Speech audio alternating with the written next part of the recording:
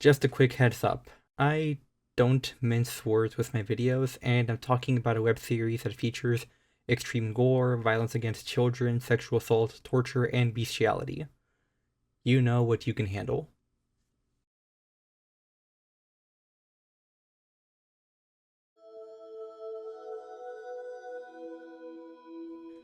Hello, denizens of the night.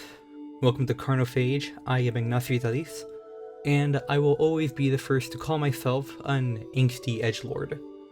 I love all that heartbroken nu metal, explicit death metal, fictional depictions of brutal violence, and words like spragmos, slaughter, and suffocation always just roll around in my head.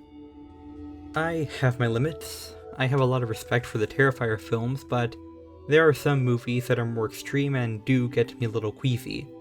Mutilation of the eyes or genitals and peeling off of the nails is pushing it for me. I don't actively seek out videos of real violence.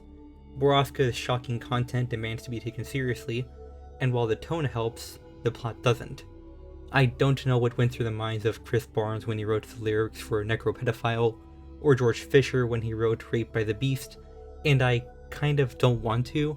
However, in neither case do I think their works reflect too much about their creators. It was the demand in the genre to shock, and death metal lyrics that aren't in some way transgressive are deviations from the norm. Personally, I don't understand why my mind is almost comfortable here, but it is anyways. I feel most in the zone when I'm writing about demons, ritual torture, and brutal violence. I take inspiration from the words and illustrations that depict it, and I know that it says something about me, but I have something to say about it as well. Demons represent the worst aspects of humanity in the nightmarish kaleidoscope of hell. Ritual torture exemplifies obsessive, destructive desire. Brutal violence is both a source of terror that grips an audience and the language of a vengeful, bloody catharsis. But even with all of that, the painter didn't really do it for me for a long while. Debuting in November of 2022 and peaking in popularity sometime around May of 2023, The Painter is a web series by illustrator and musician Urban Spook. The premise is that each of the videos was an old VHS tape covering a spate of brutal murders by the titular painter. Each victim is given a corresponding painting that has something to do with how they were killed. For example, a woman who was raped to death by a horse gets the painting titled Breeding Mount May. Now is a good time to say that just because something is speaking my language, that doesn't mean it's good. Well, the series garnered a great deal of infamy for crass depictions of child murder and bestiality, along with its over-the-top violence and bland presentation. While respect is often given to the illustrations, everything else I mentioned has been a deal breaker for many. My biggest critique by far is how flat the presentation is for many videos. Until the last few videos, you can skip around, and so long as you're reading what's on screen between the skips, you rarely lose much. Truly, the most horrifying part about making this video is remembering that I would have to go through the first 6 videos so I could get a recap of what I'm talking about. And in total, it's a bit under 20 minutes. At least the music is consistently creepy, which helps a bit with the presentation.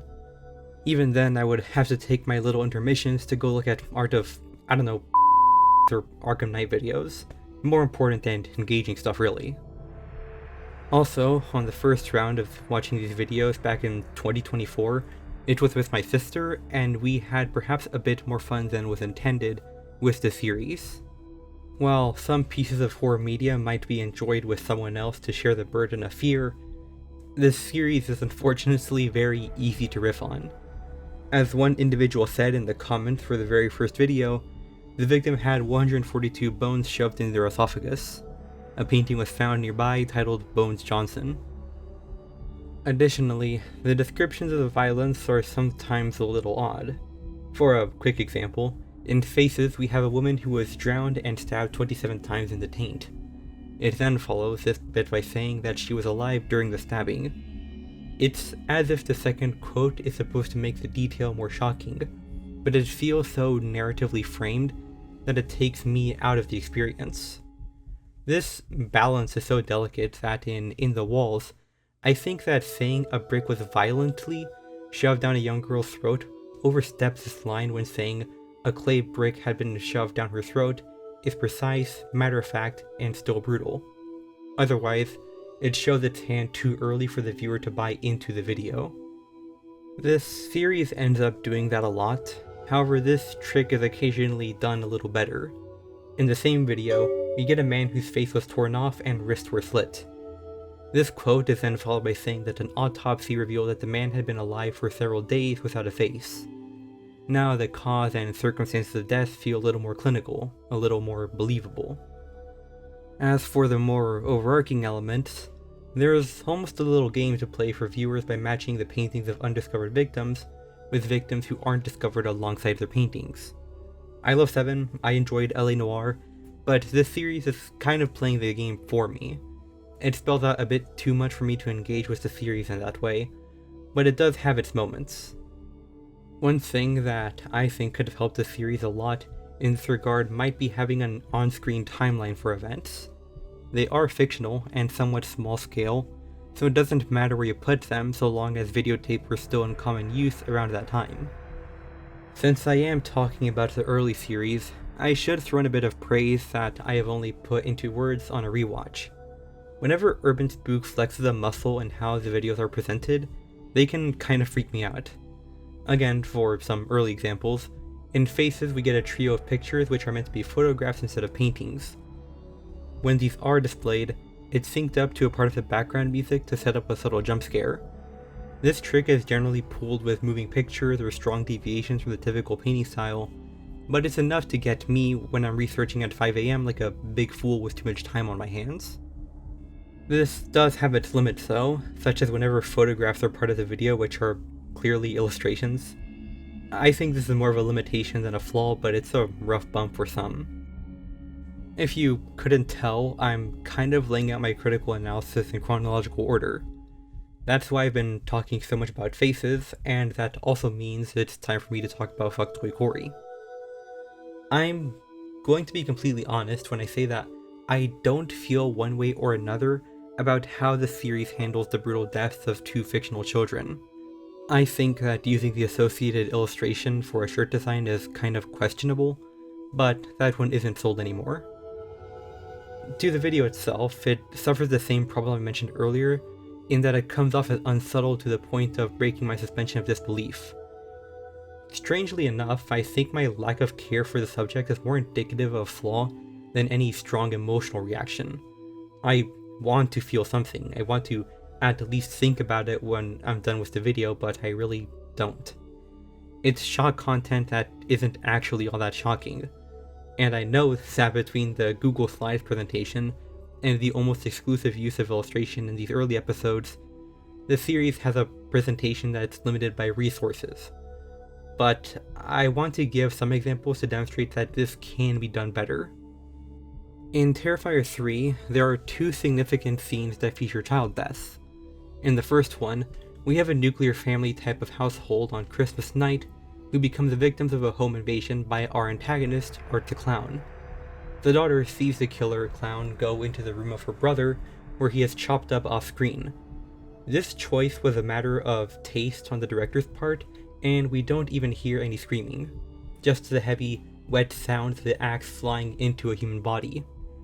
Afterwards, Art goes into the parents' bedroom, kills the father, lets the mother witness that murder, and she runs away. In this little chase, she goes into her son's room to find the butchered remains of the murder we only listened to previously. Setting aside my thoughts on gender and horror films that no one cares about but are applicable to the scene, with this example, the film puts a ton of work into its audiovisual elements and its direction to really put some substance in a scene that could otherwise be dismissed as little more than shocking. In the context of the whole film, it not only sets the tone, but also gives a demonstration of what our antagonist is capable of. The lesson is that the scene makes the most of its medium to make a point for the rest of the story. The painter gets the second part, but not quite the first. I have repeatedly emphasized that Urban Spook is far more limited in both resources and applicable creative disciplines at this time. So yes, I know that he can't put the same kind of work into an early episode like In the Walls, but I will now direct you to the second example for how I think this could have been approached. Later, in Terrifier 3, Art infiltrates a shopping mall to replace the Santa they have. The kids and parents are creeped out, but the former are also confused and the latter are trying to gather security for the situation. Art then unveils a big bag of presents and distributes them to the kids, winning their trust and getting them close. That's when one of the kids opens a box and detonates an explosive, killing several of the children. With both the timing and the writing of the scene, it's partially played for laughs, but we also get the aftermath as parents scream in grief and terror amidst the smoke and scattered remains of their own children. This scene is a solid blend of both comedy and horror. While not displaying much of the physical sadism we associate with Art the Clown, the terror is still definitely there. However, it is also so clearly played as a joke that it makes Art's intention and nature clear as well. The lesson here is that the movie uses this scene to project its creative voice in an engaging way that also makes a point. In these two examples, Terrifier 3 displays both some of its narrative intentions and the voice of the film as a sort of edgy comedy through child deaths.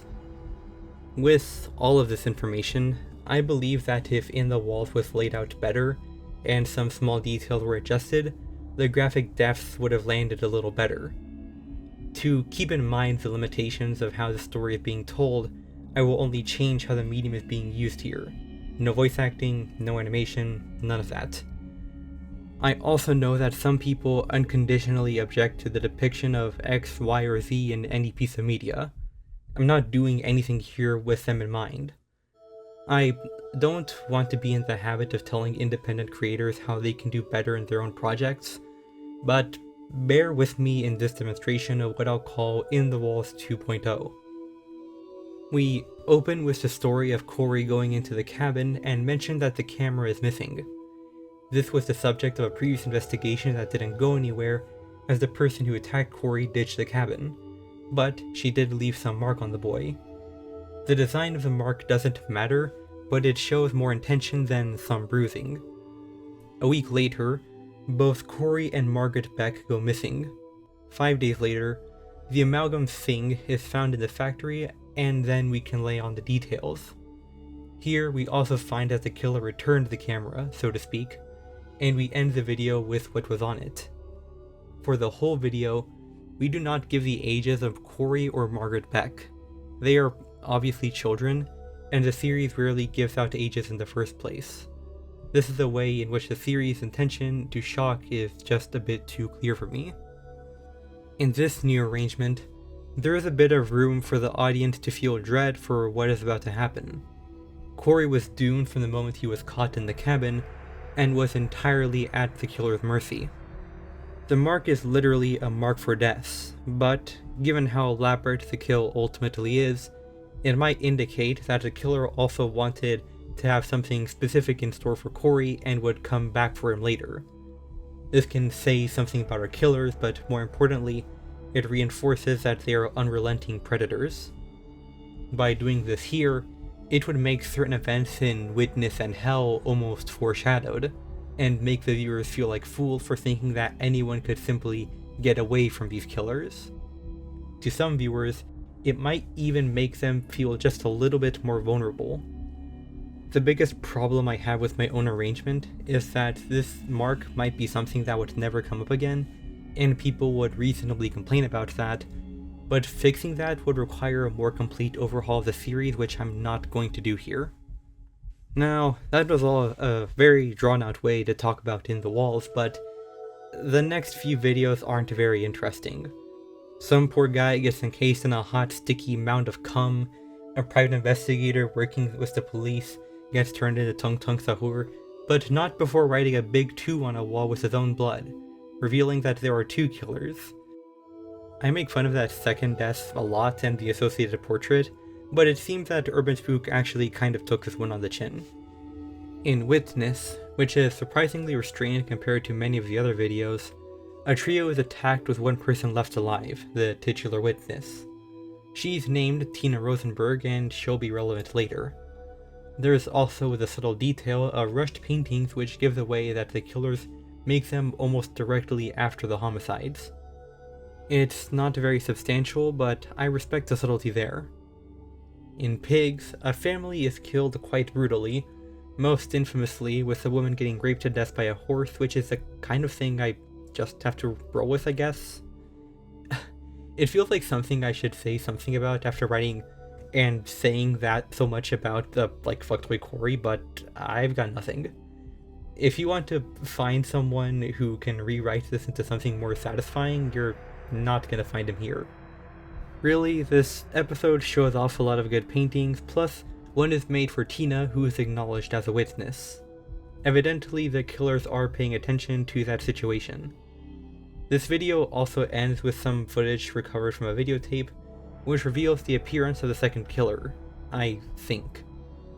These last 3 episodes have been kind of a slog, but little bits of information keep the story moving at some kind of pace.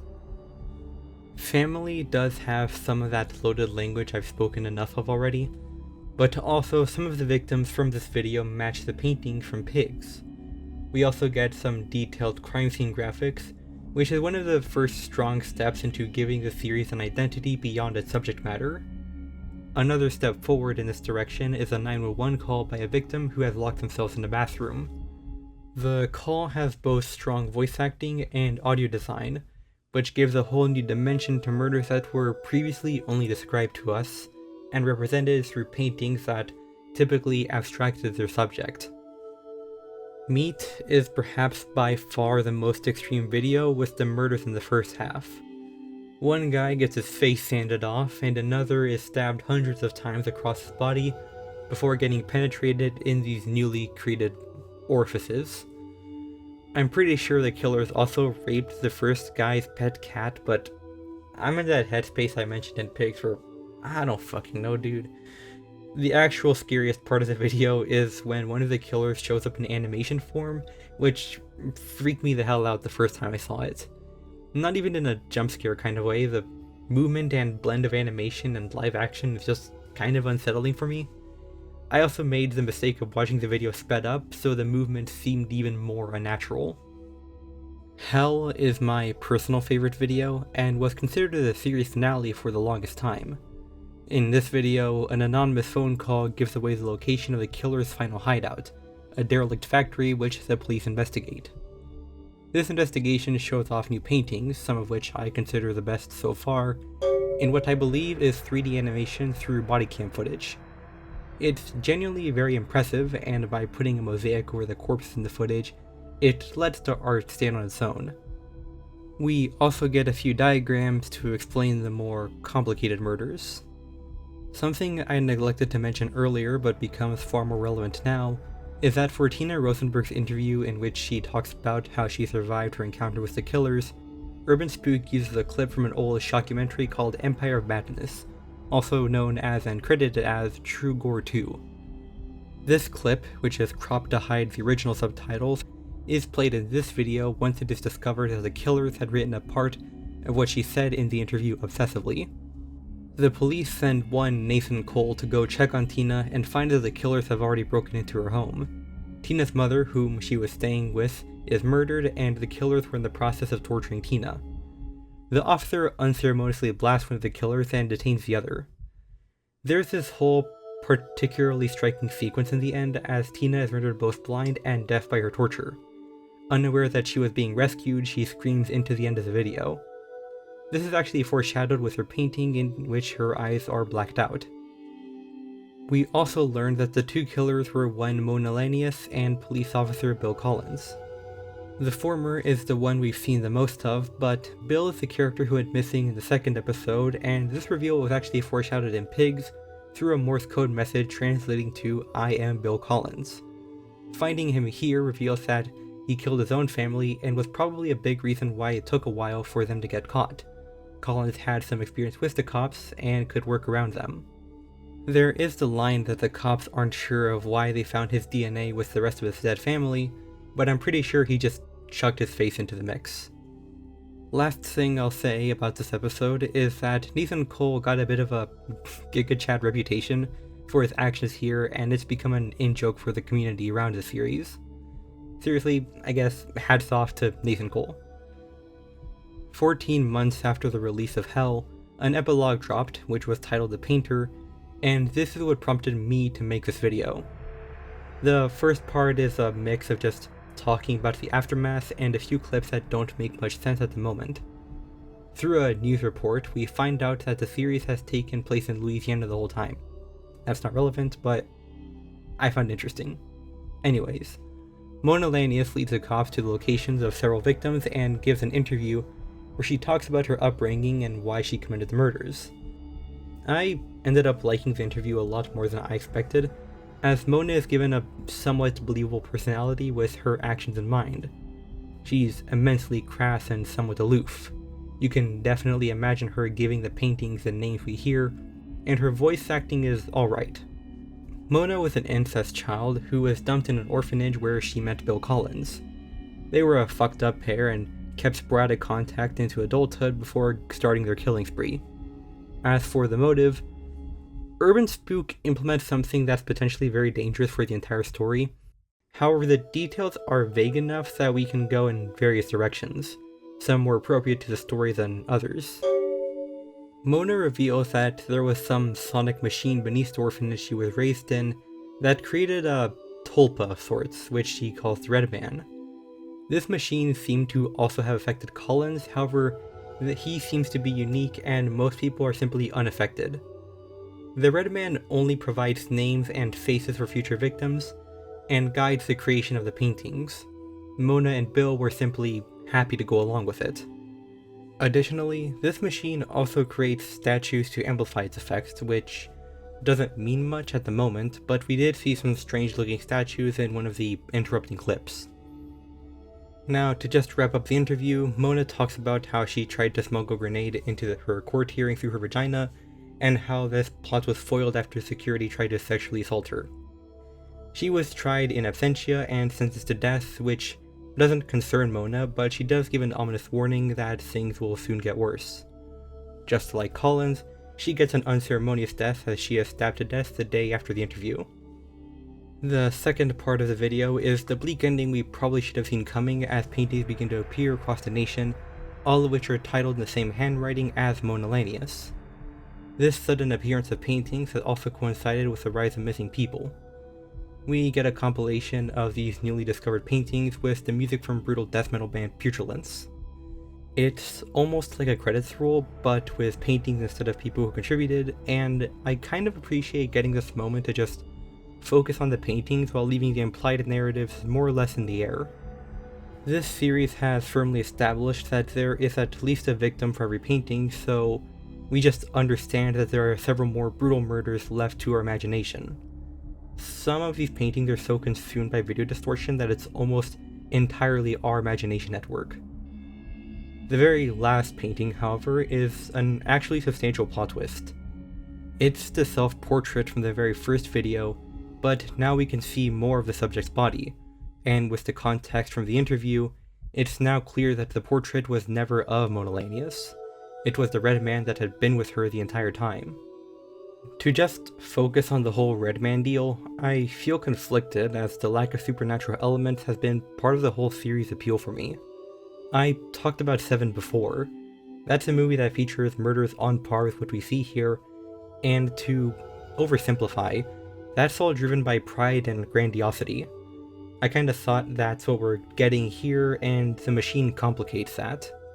Through my eternal mercy and goodwill, I think this is less like a classically supernatural monster such as a demon, and more like the, inner demon from Outlast 2. It's a mix of complex technology and psychological phenomena that creates a common hallucinatory entity. That wouldn't explain where this thing is getting the names and faces from, but that's the best I can do for coping. Boxing up that whole subject, I have mostly positive feelings towards this final video. Out of everything else we've seen before, it feels like this video actually breathes. The paintings stand on their own, the framing device of the police investigation is used with the interview, while Mona solidifies the tone this series always kind of had. And most surprisingly, it ends with a kind of horror that previous videos really only danced around, or was attached to something so graphic that it redirected the focus of the fear. The fear that things are only going to get worse. Even with all of this, I can understand that it can be divisive. I like it more as a send-off to the series than as a conclusion to the story, which is what many would have preferred. If you ask me now if I liked The Painter, I would say not really. But I do respect it as a creative work. I would only recommend The Painter if you think you can handle it, and it's really only Family, Hell, and The Painter that I think are somewhat good. But all of these things don't really encapsulate the emotions I have felt when following the series and seeing Urban Spook really put his ass into those last few videos. I have always had a frustration with how dramatic it can feel at times, and I wish I could have said more positive things about the murders instead of being dismissive more than anything else. But I have seen this project evolve in ways I couldn't have expected. More disturbing paintings, voice acting, 2D animation, 3D animation, which Urban Spook learned by himself for the series, a consistently strong sound design, and a few more technical bits of storytelling such as interviews, crime scenes, foreshadowing, and subtle details. All of these things aren't just shat out, and looking at the very short credits available in the descriptions, almost all of this is handled by a single person. I think most of these videos were at least sloppy, but towards the end I wouldn't ever call them lazy. That's why I can at least respect the project. Back in late 2023 when I first watched this series and dunked on it with my sister, I still found a lot of the discussion around The Painter to be driven by largely uncritical perspectives.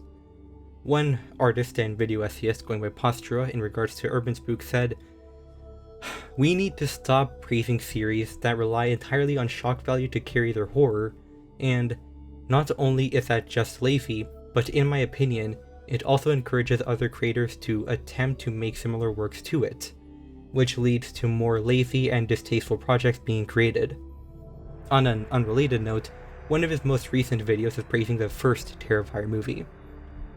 With consideration to the fact that Postura is an accomplished and respected creator who has moved on from this discussion, I think this perspective is completely fucking stupid. We can have critics. I think it's essential. I think Wendigoon's video talking about The Painter and Greylock is a fair enough shake for the series. But we don't need art cops, especially not for horror or its adjacent genres such as death metal, splatterpunk literature, and splatter films. Watching The Painter and expecting a serious treatment of subjects such as violence against children or sexual assault is like watching John Wick and expecting a serious exploration of the act of killing. If those pieces of media did treat something seriously and still mishandled it, that's an entirely different discussion.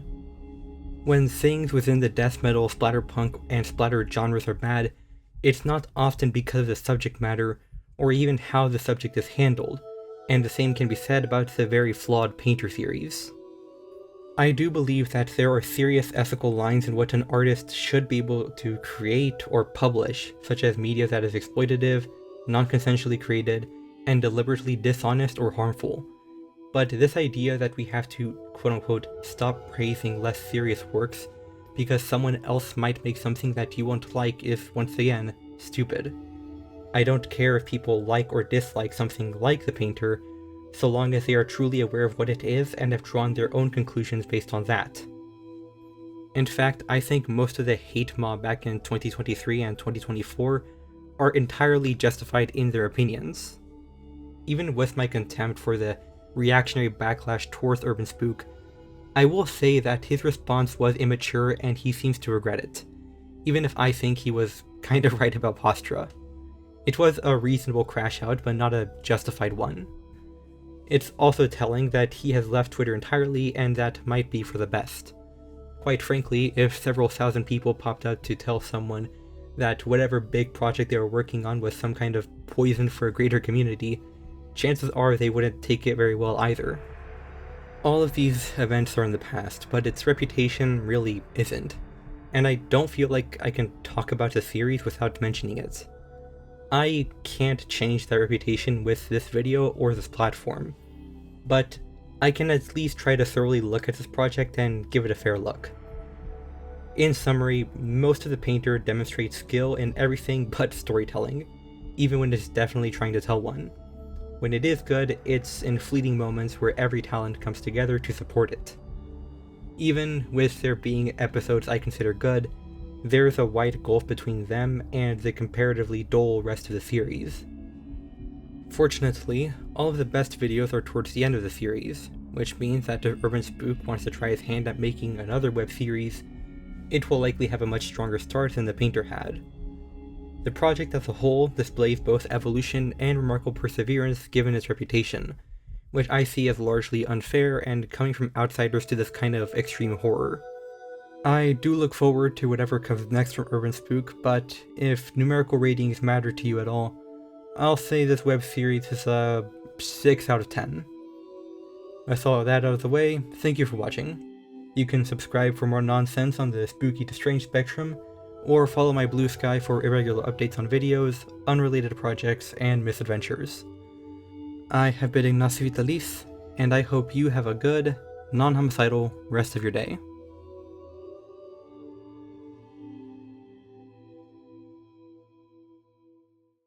Also, the Chess Kids game archive guy tried to join the hate mob as if his series isn't absolute coal.